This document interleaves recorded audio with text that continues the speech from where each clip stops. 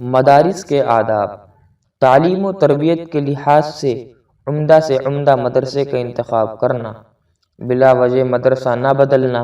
مدرسے میں قیام کو اللہ سبحانہ و تعالیٰ کی عظیم نعمت سمجھتے ہوئے اس کی حد درجہ قدر کرنا، مدرسے کے تمام قوانین کی رعایت کرنا، مدرسے کے قیام کے زمانے میں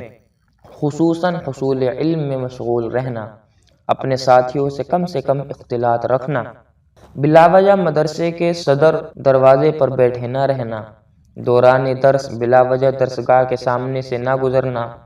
تکرار اور آپسی گفتگو بلند آواز سے نہ کرنا،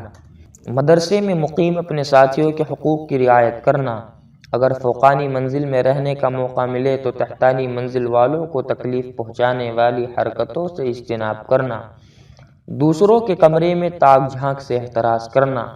دارالاقامہ کی عام گزرگاہ پر کھلے بدن یا ننگے سر نہ رہنا، دروازوں اور کھڑکی وغیرہ کو آہستہ سے بند کرنا، مدرسے کی در و دیوار پر کوئی چیز نہ لکھنا۔